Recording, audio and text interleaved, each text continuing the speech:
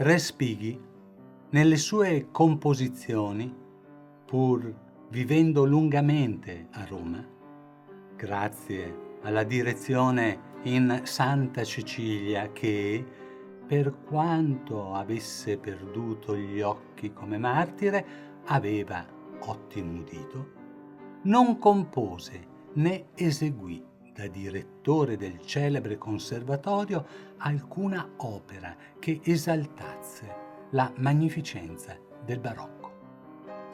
Solo 2 sinfonie per orchestra, le Fontane di Roma e le Vetrate di Chiesa, accennano all'opera dell'uomo. Le fontane a Roma in verità sono 4. Fontana di Valle Giulia, all'alba adatta alla pastoralità che certamente non andremo a cercare. Fontana del Tritone, che ben si addice al viso pasciuto di Bernini, suo creatore. Fontana di Trevi, ampia e solenne per contenere la bellezza esuberante di Anita nel film La dolce vita. Fontana di Villa Medici, nostalgica come i bisbigli dei giovani artisti dell'Accademia di Francia che li ospitava. Le 4 vetrate cui si ispira Respighi, ormai simbolista, difficile da ascoltare e ancor più da scrivere, non sappiamo se e in quale chiesa in realtà le contenga.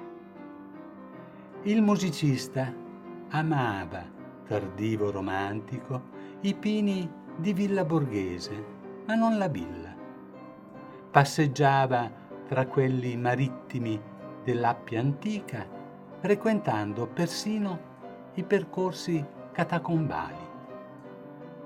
Uccelli, arie popolari, armonie liturgiche lontane dalla scaramazza perla del barocco. Goethe, nel suo viaggio in Italia, visitò a più riprese Roma, esaltandone i lacerti antichi, le rovine dei templi, i fori nel tempo, per scrutare attraverso visioni irreali. Dobbiamo riconoscergli un'attenuante generica, in quanto, essendo riformato da Lutero, attraversò la città sprezzando la magnificenza della Controriforma. Il romanticismo di Goethe è malattia giovanile, talora noiosamente mortale come la varicella. Wolfgang non vide quel che Carlo Dossi, mezzo secolo dopo, racconta con acutezza di vista e libertà di pensiero nelle sue note azzurre. Un quadretto di genere del costume romanzesco potrebbe essere quello di una famiglia di ciociari seduti a piedi una scala, ammazzandosi vicendevolmente in testa i pidocchi. Oppure, lungo la via Appia ci stavano capanne di creta e paglia, poggianti su frammenti di sculture e di colonne. Concludendo questa premessa musical-letteraria, possiamo sostenere che Respighi avvertisse solo il danzare dei pini e Goethe notasse solo i resti di un impero da secoli crollato. Dossi, con il suo realismo milanese, segnala la miserevole condizione della ciociaria, mentre Roma continuava ad essere la stupefacente capitale di un impero, quello cristiano. Noi, estranei ad ogni preconcetto, prediligiamo opinioni paradossali. Dossi scrive: San Pietro, impressione sgradita, chiesa senza fede, magna pompa, nulla religioso, le file dei seminaristi tutti i colori, l'occhio comincia ad abituarsi alla grandezza. Campidoglio, Marco Aurelio in bronzo a cavallo che estende la mano a proteggere la sua Roma, Roma pagana, cristiana e papale. In Roma si sente ancora dappertutto il Papa. Non potrà mai essere sinceramente costituzionale perché il dispotismo vi lasciò il suo nome sulla pietra. Capitale del mondo scende a Capitaluccia d'Italia. Azzurro è l'occhio di Dossi, è trasparente nel tempo la sua visione. Per entrare nella città, che fu il centro dell'impero romano ed il caput mundi del cristiano, dobbiamo rafforzare la nostra muscolatura mentale. Lo scetticismo ha cattiva fama e tuttavia solo la pratica di un bene inteso scetticismo può condurre l'uomo alla vera democrazia, ossia a quella democrazia mentale che è il modo di giudicare gli uomini, fatti e cose, traendo il proprio giudizio dal confronto di più uomini, più fatti e più cose, e non inchiodarlo su un solo uomo, un solo fatto, una sola cosa, come il fondatore di una religione, il dittatore e comunque il fanatico. Alberto Sabinio, nei suoi scritti dispersi, lacera le convenzioni e ci predispone alla comprensione del passaggio dal Rinascimento, cultura conclusa, al manierismo e da questo al dialogante barocco, termine che per gli scolastici indica il sillogismo, ossia il confronto dialogante tra tesi, antitesi e sintesi. Che la vita sia un continuo mutare è un'idea sgradevole che si vorrebbe ingabbiare. Molti ancora s'appendono al Rinascimento, grucce in un armadio. Il Rinascimento nacque e morì a Firenze. Leggendo la nostra guida di questa città, scoprirete quanti delitti si commisero dietro quelle equilibrate facciate. L'arte dovrebbe aiutare a rendere dilettevole l'amarezza del Pantarei, che tutto passa. Il Rinascimento si esaurì nella ripetizione generatrice del manierismo. La Controriforma, dopo il Concilio di Trento, partorì il Barocco. Esplose come un fuoco d'artificio. Prima una linea bizzarra, poi una esuberanza di colori e forme che, scendendo, si frantumano nel rococò. Non sarà il languido e decadente neoclassicismo a riportare l'Italia al centro dell'architettura mondiale. L'arte è anarchica, essendo la sua natura quella di rivelare ciò che il velo del conformismo cela, ossia l'inaspettata bellezza. Curiosamente, fu la Chiesa cattolica a dare la stura al nuovo stile, mossa dalla volontà di arginare la dilagante riforma luterana che ruppe gli argini in Germania dopo l'inutile guerra dei 30 anni. I cardinali del concilio cogitarono di opporre alle spoglie e fredde chiese degli anabatisti e dei calvinisti esageratamente disposti al sacrificio della carne architetture ardite e passionali affinché il popolo venga istruito a mezzo di raffigurazioni pittoriche o di altro genere sui misteri della nostra redenzione affinché si rafforzi l'abitudine di aver sempre presenti i principi della fede. La religione fu pretesto per conflitti di potere tra Austria e la Boemia, tra scandinavi francesi, tra spagnoli ed olandesi. L'isteria che incendiò l'Europa con la morte di Lutero si concluse con la pace dei Pirenei tra Francia e Spagna. Roma partorì uno stile che per 150 anni sarà modello di vita, permeando architettura, scultura, musica, arredamento e letteratura. Tutti gli elementi del Rinascimento ricompariranno, ma centrifugati dall'estero fantasioso. Il cerchio diventerà Elisse, la cupola inorgogliendosi si innalzerà grazie a sostenuti tamburi illuminati da finestroni.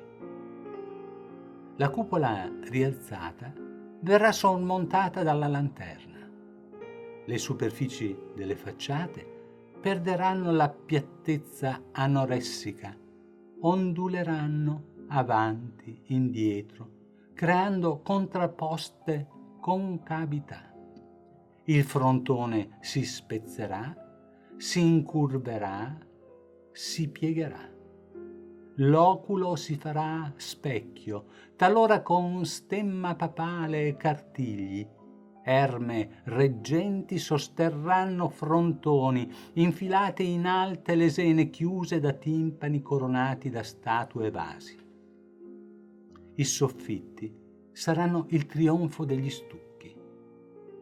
La chiesa barocca aggiunge a quella rinascimentale l'energia del gotico, esibendosi in uno spettacolare teatrum mundi, teatro del mondo. La vita è messa in scena sotto lo sguardo di Dio Onnipotente e dei suoi delegati terreni.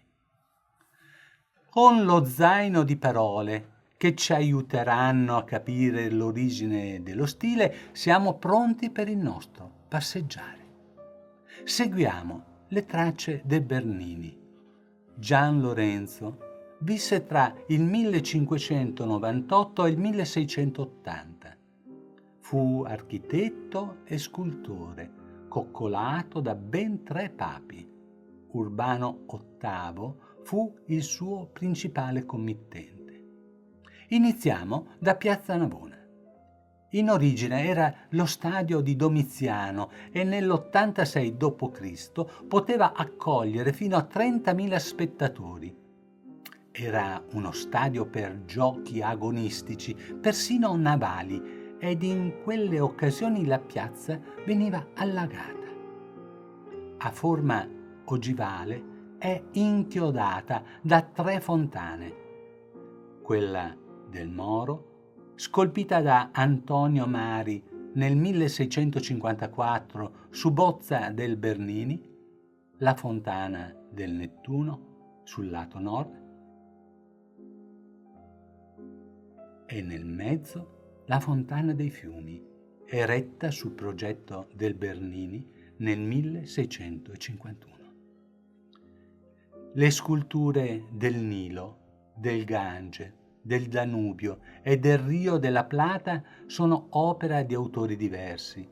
L'obelisco centrale proviene dal circo di Massenzio. La mano che viene sollevata dal Rio verso la chiesa di Sant'Agnese, realizzata dal Borromini con alta cupola e la facciata concava, secondo la leggenda popolare, vorrebbe rappresentare la perplessità del Bernini sulla stabilità della sinuosa facciata progettata dal rivale. Osservandola nella sua lunghezza, accerteremo che rispetto alla piazza la chiesa è un po' arretrata. La cupola, su un alto tamburo, costituisce un tutt'uno con le torri che la fiancheggiano. Una balaustra corre sopra il timpano e il mezzanino. Altre 3 bombate si trovano sotto i finestroni. Potremmo definirla una chiesa palazzo, come quella che la affianca, ossia la chiesa di Nostra Signora del Sacro Cuore. Fu eretta da Bernardo Rossellino nel 1450 e restaurata da San Gallo il Giovane, tutti uomini del pieno Rinascimento. L'interno vi sorprenderà per il fondale marmoreo tripartito dei Rossellini, databile all'inizio del XVI secolo. Scendendo lungo Corso Rinascimento, incrociamo prima Sant'Eustachio, poi Sant'Ivo la Sapienza. Al caffè Sant'Eustachio è obbligo fermarsi per una degustazione. In Sant'Ivo, seconda commissione affidata a Borromini dopo San Carlo alle Quattro Fontane, di cui parleremo, scopriremo la dolcezza del barocco. Guardando la cupola, un esagono stellare, ci par di mirar un cielo luminoso.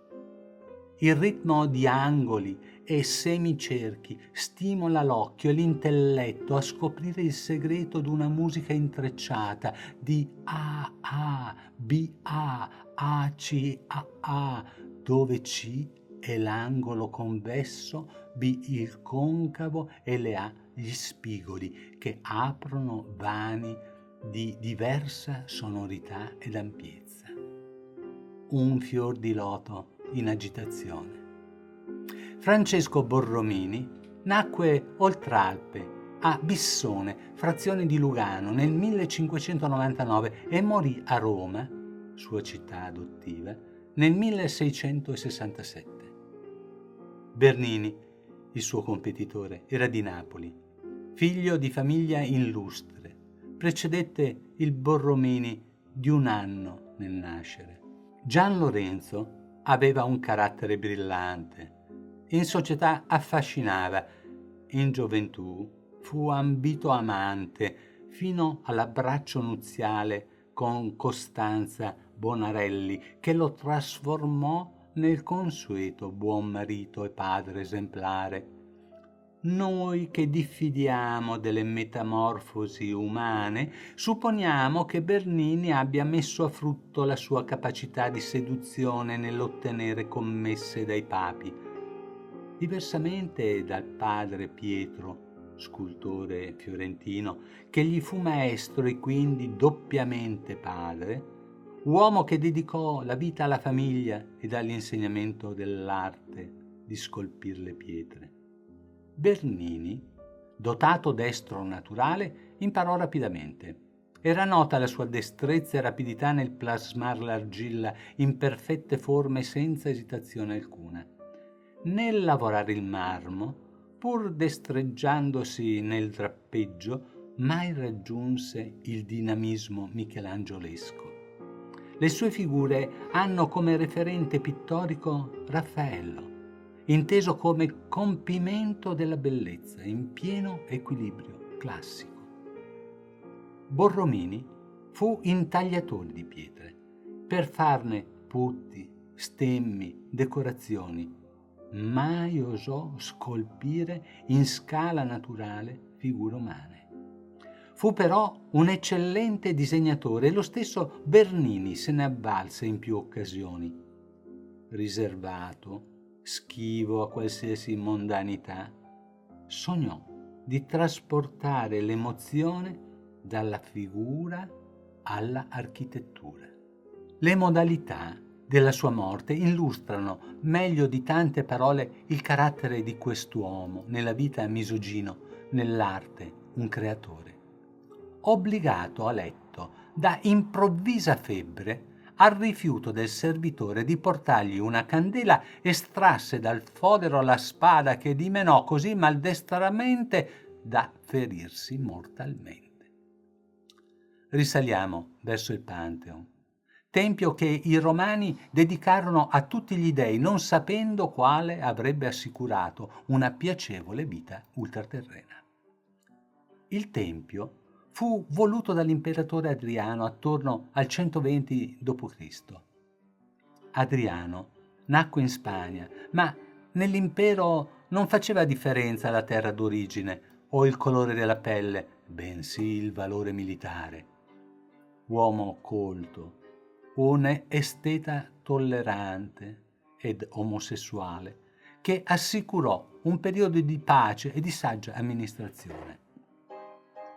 Oggi il tempio di tutti gli dei contiene la salma di Raffaello, certamente dai numi prediletto. Poi svariati re d'Italia.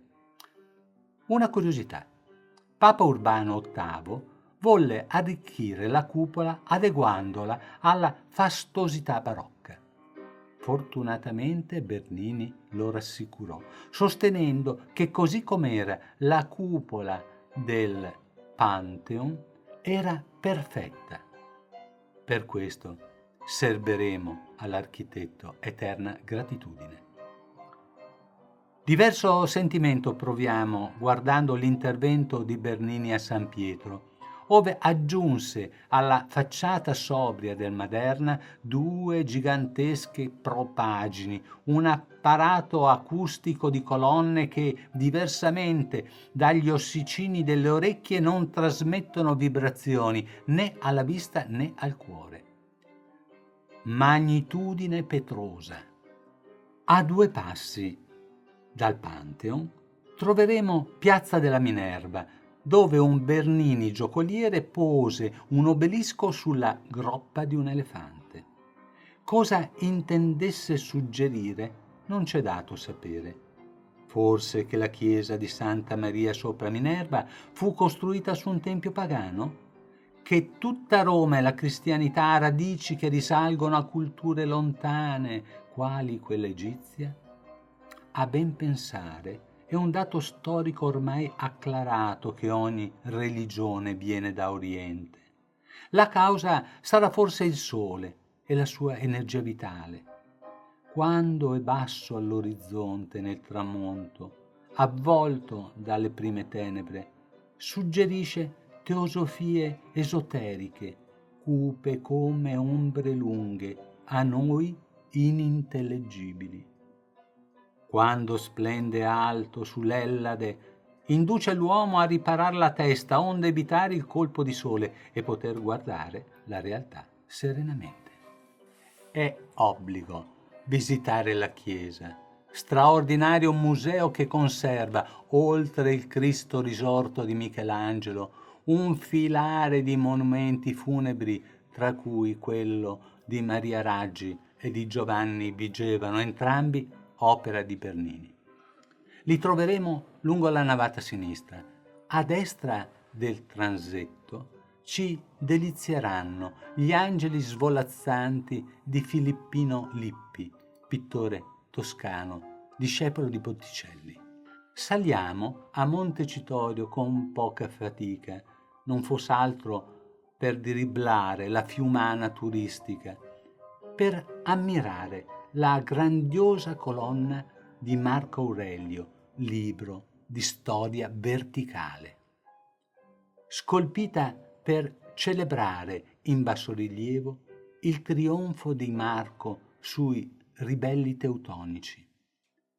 La colonna è formata da 28 blocchi, l'interno è cavo, e 190 gradini consentono a chi non soffre di claustrofobia di salire per guardare da vicino la statua di San Paolo che serge sulla colonna. Quando entrerete a San Pietro, osservate i torciglioni scanalati che reggono il baldacchino sotto cui troneggia il seggio papale.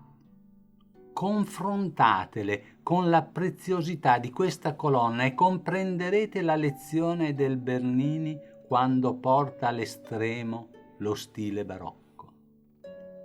Palazzo Montecitorio, oggi Camera dei Deputati, era destinato dal Bernini ad ospitare la famiglia Ludovisi, parenti del potente committente Papa Innocenzo X.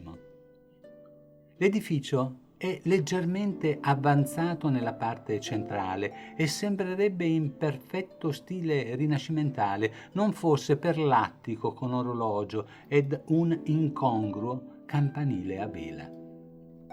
la balconata sopra il portale e la dimensione dell'edificio sono insufficienti ad emozionare, così come l'obelisco che lo fronteggia, la cui integrità egizia fu ripetutamente frantumata dal timor medievale verso scritture incomprensibili. Benedetto XIII ricompose i cocci con la pazienza di Iside. All'inizio di via Tritone troveremo la chiesetta di Santa Maria in Via, opera di Carlo Rainaldi, allievo del Bernini. In poco spazio sintetizza l'idea che il suo maestro aveva dell'architettura. Su un impianto rinascimentale riduce a finestre le porte laterali, arriccia le volute fissate a capitelli e il gioco è fatto. Attraversate via Due Macelli e gli occhi scivoleranno sulla lunga facciata del Collegio della Propaganda Fide e sulle chiese di Santa Maria dei Sette Dolori e di Sant'Andrea delle Fratte, che considereremo nella loro singolare unità. Una breve nota storica può essere opportuna. La Controriforma tridentina promuove la Compagnia di Gesù, ridimensionando il ruolo degli ordini mendicanti, troppo propensi all'ascesi e al pauperismo.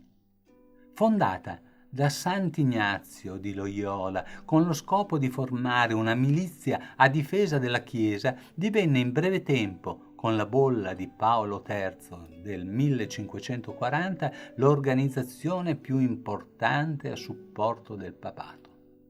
Strutturata gerarchicamente, al comando ha un generale, il cui potere è tale da meritare il titolo di Papa Nero per il colore della divisa. Come vere divisioni militari vanno alla guerra intellettuale dopo essersi ben esercitati in ginnastica dialettica. Furono e sono raffinati educatori della gioventù in tutto il mondo, in particolare delle classi più elevate. Borromini fu incaricato di completare Sant'Andrea delle Fratte e lui produsse la singolare cupola e l'elegante campanile. Per vederli conviene salire via del Capo delle Case. Accanto all'abside di curva ellittica s'alza il campanile a pianta quadra, con ordini crescenti sempre più elaborati. Prima colonne angolari, poi giostre di finestre ed infine una trabeazione balaustrata. Un trionfo che prosegue mutando la pianta, ora mistilinea, con sporgenze e rientranze, aggiungendo 8 pilastri a forma di erme alate, sormontate da un girotondo di candelabri con scudo centrale. La cupola è sorretta da un tamburo dei contrafforti aggettanti e sporgenti diagonalmente, creando così 4 cavità convesse ed altre più piccole nella conca dei contrafforti. Ancora una volta, Borromini, in un piccolo spazio, riesce a comporre ritmi voluttuosi. Santa Maria dei Sette Dolori, purtroppo incompiuta, merita una visita all'interno perché prelude al capolavoro di San Carlo alle Quattro Fontane. La chiesa del Collegio di Propaganda Fide, realizzata da Bernini in pianta ogivale, allorché Borromini fu incaricato di allargarla, la rispettò con una soluzione semplice. Il verticalismo, apparentemente interrotto da cornicioni e costoloni che legano le parti in tutte le direzioni, non perde la sua suggestione. Questa chiesa, nella sua coerenza, concluderà l'opera del grande architetto, non la nostra passeggiata, che prosegue verso la Fontana di Trevi. Entra nel barocco tardivamente, grazie alla grande scenografia del fondale ed alla commistione marina di Nettuno con tritoni e cavalli acquatici, ormai è irrorata dal rococò romano. Venne completata nel 1762 su progetto di Nicola Salvi. Saliamo al Quirinale, residenza del presidente pro tempore, il cui portone è attribuito a Bernini. Attraversando la strada ci troveremo faccia a faccia con Sant'Andrea al Quirinale, nota come la perla del barocco. Bernini la progettò per i Gesuiti, a pianta ovale, al fine di accentuarne l'originalità. Pose l'altare su uno dei lati minori. La pala d'altare con il martirio di Andrea è rivolta curiosamente verso un suo doppio in stucco che, avvitandosi, ascende verso la lanterna dove lo Spirito Santo l'attende. Barocco è etimologicamente una parola spregiativa, elevata a stile nell'architettura. Questa chiesa esprime la natura vera del barocco, il suo vizio originale, ossia la vacuità che maschera, vergognandosene, la semplicità della natura. L'umanità, la fragilità dell'esistere contrapposta alle facezie feconde che la rendono gioiosa, la inesorabile fine. Ebbene, tutto è coperto sontuosamente, imbellettato da creme e rossetti, imparruccata a riccioli d'oro, come uso per le donne fascinose, abili nel celare la banalità della carne. Noi, abituati a cogliere gli inganni ed inclini alla naturalità, diffidiamo di questi eccessi che si impongono, impedendo ogni dialogo, esattamente come pretese il Concilio di Trento, stupir tacendo. Risaliamo via del Quirinale per entrare in San Carlo alle Quattro Fontane.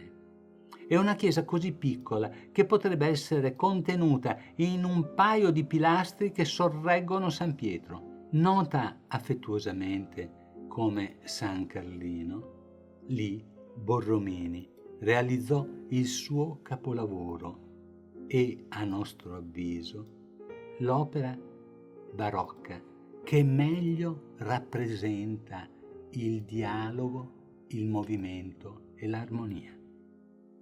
Nel 1634 il procuratore dell'ordine dei Trinari Scalzi Spagnoli gli commissionò un monastero. Borromini costruì il dormitorio ed il refettorio, poi la sacrestia e i chiostri, da ammirare per l'elegante semplicità. Apprezzato per la geniale maestria nel muoversi in spazi stretti ed irregolari, gli conferirono l'incarico di ampliare la chiesa medievale. Borromini neutralizza la complessità barocca pesante, ponendo centrali le colonne, che diventano così più sculture che strutture. Raggruppa a 4 con larghi intervalli intercolumni ad onda, unificati da continue nicchie e modanature, collegati da alti archi e frontoni segmentati sopra le pitture. Così facendo, lega le parti in un unicum, la sintesi. La cupola a cassettoni ottagonali, disposti a labirinto, ricordano il favo. Riducendosi verso la lanterna, creano una illusione di profondità. I riflessi di luce discendenti dalle finestre, poste tra i cassettoni, inondano l'ambiente di un sorprendente biancore. In una piccola stanza, fuori dalla sacrestia, vi è un ritratto di Borromini con la croce dei Trinitari. Gli fu riservata nella cripta una cappella curva, rimasta però vuota. Seguendo via Barberini incontriamo il Tritone nella fontana con delfini acrobatici. L'opera è del Bernini, ma come la facciata di Palazzo Barberini fu iniziata dal Maderno nel 1629. Entriamo in Santa Maria della Vittoria per ammirare la più ambigua scultura del Bernini, l'Estasi di Santa Teresa. Distesa su una nuvola, drappeggiata riccamente, inarca il corpo sovrastato da un angelo biondo e ricciuto, dal volto sorridente che regge un dardo rivolto al cuore di Teresa, mentre una luce di verità avvolge le due figure. La scena è talmente esplicita da indurre ad abbassare gli occhi per pudore. In silenzio usciamo per lasciarci lambire dall'aria del Ponentino. Risalendo via Sistina si aprirà sotto di voi la stupenda scala della Trinità dei Monti, che costituisce la scenografia più pittoresca di Roma.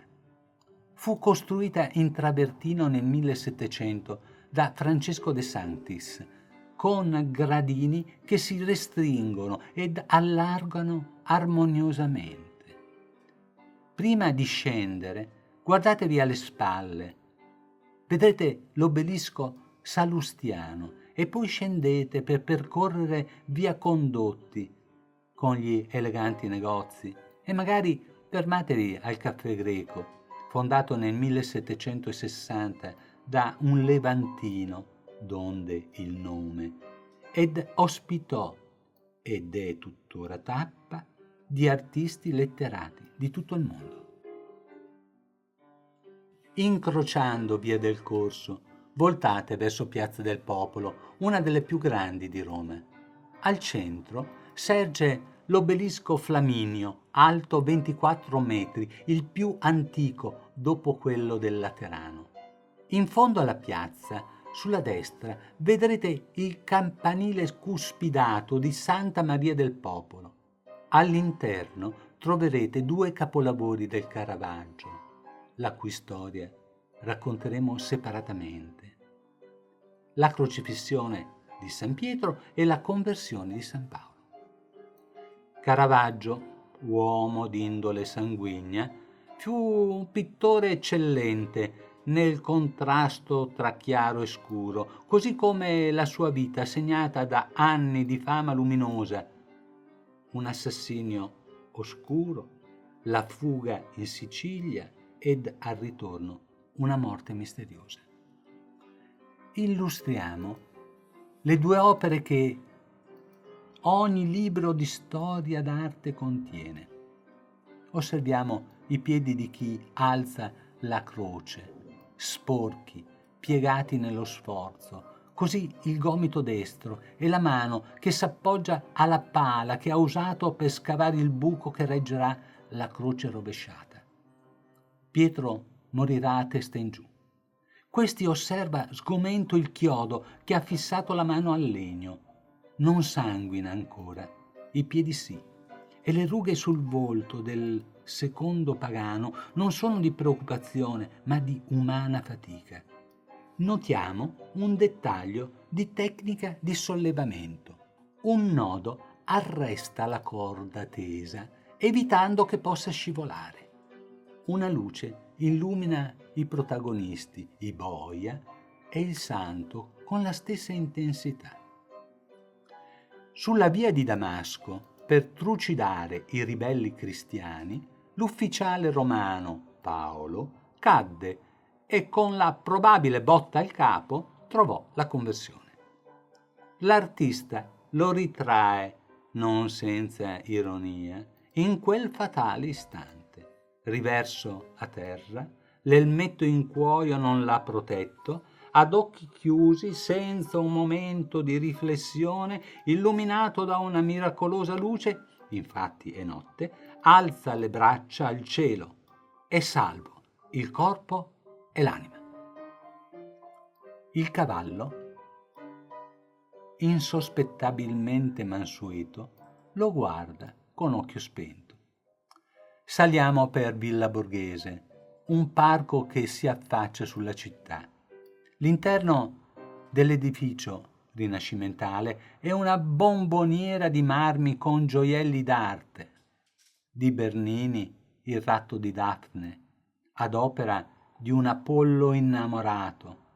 Lei, per salvare la castità, si trasforma, così come vuole Ovidio nelle Metamorfosi, in pianta, e la trasformazione è già in atto.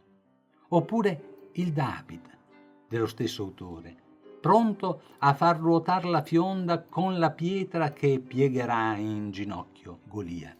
Osservate la torsione del busto e delle spalle, la fionda tesa dalle braccia, le labbra serrate nella tensione e gli occhi impietosi, furiosi. Noi apprezziamo la bellezza di Paolina Bonaparte, opera del Canova, distesa sul divano, la cui morbidezza, per quanto sia di duro marmo, è dimostrata dalle pieghe del lenzuolo. Scendiamo dal Pincio, tornando a Piazza del Popolo, e proseguiamo lungo via Ripetta che costeggia il Tevere. Il toponimo indica che un tempo vi era un piccolo porto fluviale. Prima del ponte Margherita sulla destra troverete l'Arapacis. Anche di questa opera romana straordinaria racconteremo separatamente. Per il momento accontentiamoci di sapere che in un piccolo spazio è contenuto un altare romano dedicato alla pace, in marmo scolpito ad altorilievi di straordinaria bellezza. Oltre il ponte, un castello rotondo che fu prigione di malandrini e riparo dei papi durante gli assedi. Presiede il vicino accesso alla città del Vaticano, che vi accoglierà con un monumentale abbraccio, forse un po' affollato. In tal caso, rifugiatevi nei musei vaticani, che con le sue gallerie vi farà tenere il naso all'insù, potendo, anche trascurando il molto che resta, non perdete la visita alla Cappella Sistina. Sarà breve per necessità organizzativa, ma la potrete ammirare nel nostro film, comodamente seduti nella vostra poltrona. Il prodigioso pittore fu Michelangelo. Prendetevi il tempo di ammirare l'unico stato monarchico assoluto non dinastico, le guardie svizzere, magari al momento del cambio della guardia, e poi scendete verso l'isola Tiberina con l'obiettivo Piazza Venezia, dal cui balcone centrale Mussolini ipnotizzava gli italiani esaltando l'ardore combattivo in onore dell'adiacente altare della patria. Tutto ciò per ricostruire l'impero romano, i cui resti troverete percorrendo via dei fori imperiali. Prima di calare nelle glorie del passato, saliamo al Campidoglio. Con saluto romano ci accoglie Marco Aurelio, il bronzo equestre che sarà d'esempio nella scultura rinascimentale. Campidoglio deriva da Capitolium, poiché da una sua propagine, la rupe Tarpea, venivano fatti precipitare i traditori. Lo straordinario equilibrio della piazza è merito di Michelangelo, che la progettò. Ora potremmo scegliere se entrare nei musei capitolini per ammirare il Galata morente o il delicato bacio di Amore e Psiche, oppure accedere alla adiacente Santa Maria d'Araceli, un brillio di lastre, pavimenti cosmateschi del 1200, stucchi dorati, e tra gli affreschi quello del Pinturicchio, forse il suo capolavoro. Diversamente, attraversiamo i fori imperiali, con i poveri resti di quel che fu per secoli e secoli il centro del potere del mondo occidentale. In fondo al viale s'eleva il Colosseo, il maestoso anfiteatro Flavio, simbolo della universalità di Roma. Vi si celebravano feste, spettacoli, battaglie tra 1000 coppie di gladiatori. Poi uscirono le catacombe. Quelle che vedete sono di San Callisto, sulla Biappia, uomini nuovi che rovesceranno sepolcri, re ed imperatori, per costruire un nuovo regno che, avendo sede in cielo, si deve presumere eterno.